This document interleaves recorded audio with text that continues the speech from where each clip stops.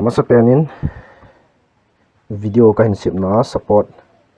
hin ball jinga chuting le ka viewers ho zo sin hi win na bon chu chungwa ki pathu kahin sejin video masa chu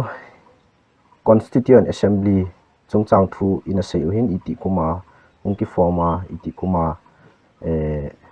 election hon omam ti ho chu video masa chu part 1 a china vet hin ichi second video part 2 a hi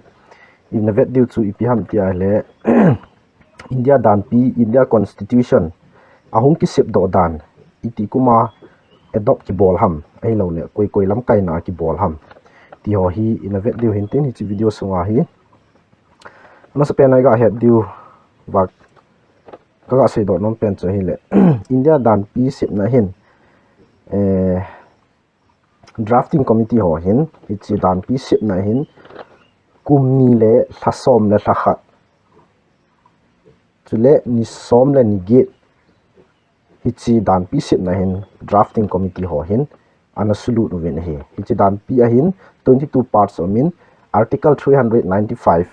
to ting le 8 schedule a umin he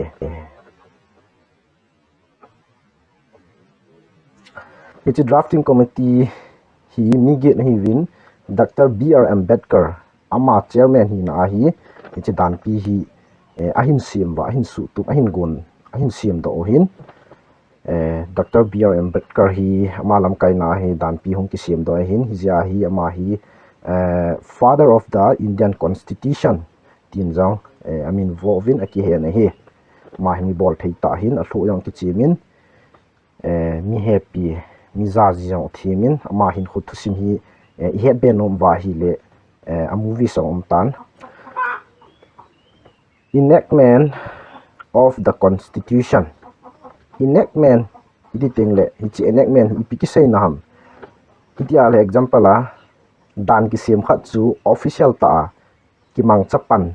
mi pi la apply ball pat na hello le sabte power sei le to pass any law tin ai enactment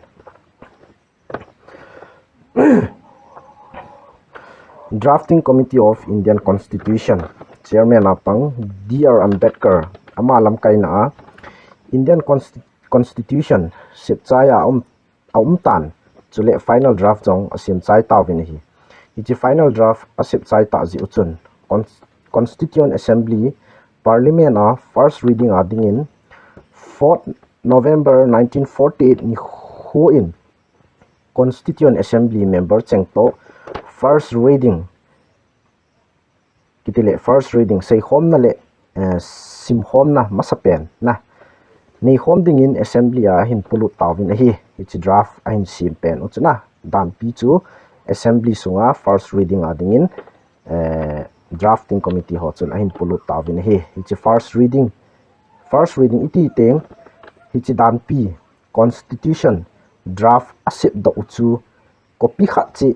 hichi Indian constituent assembly member ho khachi ahop pi wa ichu avet wa asim wa ama gam kai dan le mol to hikal ahi lo le aboi thei ding dan om khat le member ko hile adei lo khat to auma propose ahin bol le hichi ahin bol pen dan chu avel ve wa sei khom na anei ki jiwa sim hoi thei ahi lo le sim phat thei zo se apha ding khana asei thauwa aji ki jiwa hi na hichi first reading hi 4th November akunin 9 November 1948 chan ninga song anachi in hi hichi ninga song hin nasata in kinil naume aji chu hichi constituent assembly a ki hlengdo ho hi mo mi thlam om povin na lawyer khatloi wakil ai lo la khatloi le khasim sang chule het na chi na sang ta ne ngen hi vin he second reading hi 15 November 1948 apat 12 October 1949 chan alunin hichi reading hi kum khat hindi chet alunin aji chu second reading a hi clause by clause ai lo la sentence by sentence avet wa change bol thei chan a bol wa chu jong le amendment jong tampi a bol be wa amendment a jong hi aboi he teng le vote ge ja adopt gu hi chi ho ja hi second reading hi short na hi aban kinin third reading hi third reading hi 14 November 1949 in akipanin 26 November 1949 chan ahin ni som le ni thum bo alu ni hi aji chu second reading second reading pa chu atam zo asu di uwa chu tengle amendment bol dia lom cheng jong a bol do je wa chu hi chi third reading hi ni kho halu lo hi tai hi chi 26 November 1949 ni kho hin Constituent Assembly member Jani le Somget le li in hi chi dan pi Indian Constitution hi pass bolding in aphat sa now sign aphat sa now signature a bol ta vin hi hi chi ni kho 26 November 1949 ahin India dan pi Constitution hi enactment ahilo le adopted ana bol ta vin hi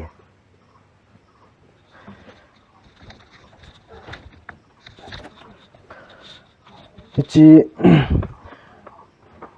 26 November 1949 ni hu hi preamble ajong akiji in hi hichi preamble akiji do dan ga sim do le han in our Constituent Assembly this 26th day of November 1949 do hereby adopt, enact and give to ourselves this constitution akiti na hichi ni kho sign abol ni kho chu preamble ajong kiji he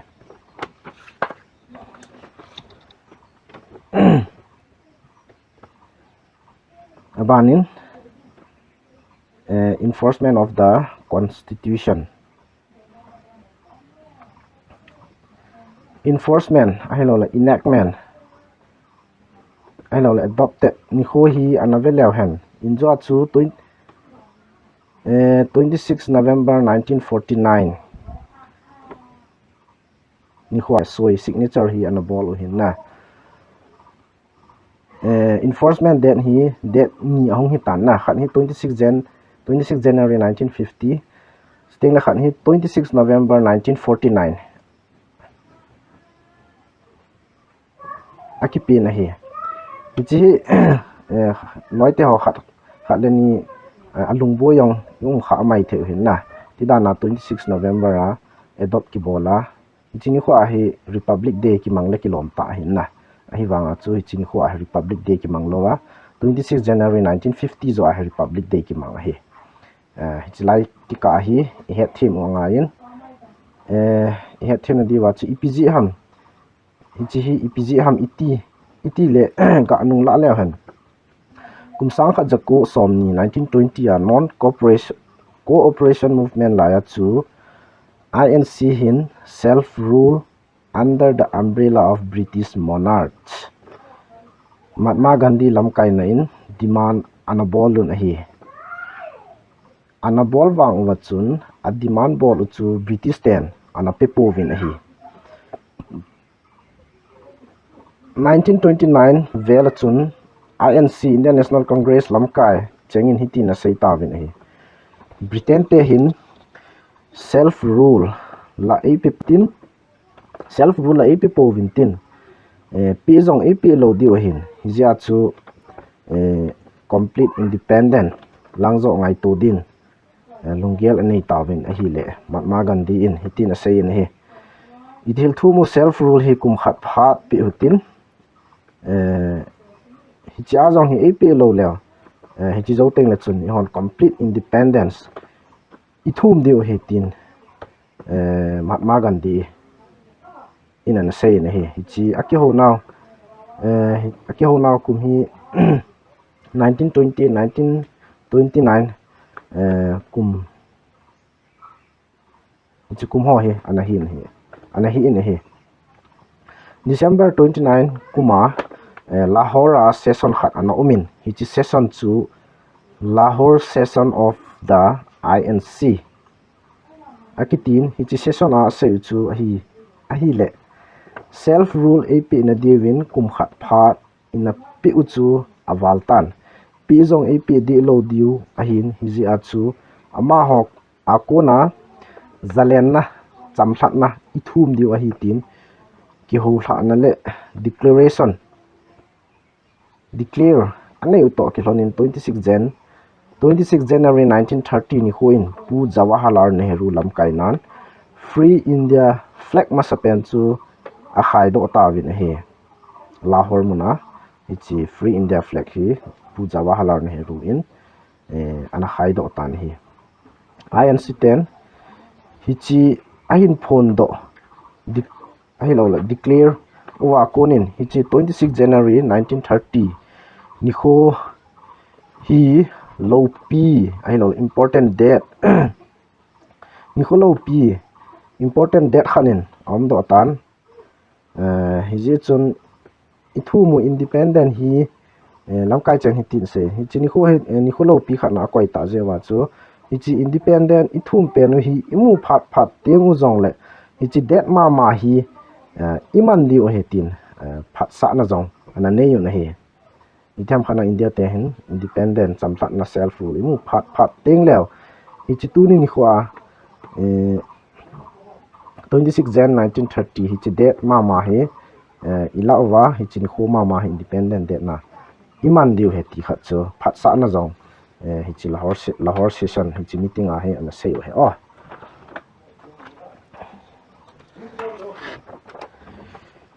hizia chu third reading chu 26 November 1949 a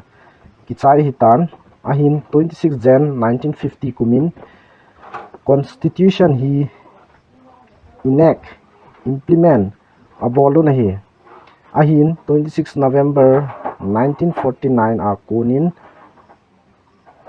a ho zep ho wang chu implement abolun adang se chu 26 Jan 1950 a kunin full effective full enforcement aino la full implement abolun hi izia chu hi 26 Jan 1950 hi Republic Day in aphung do na hi na he thaina wai mo loi le golte ho he thai diu kata sanin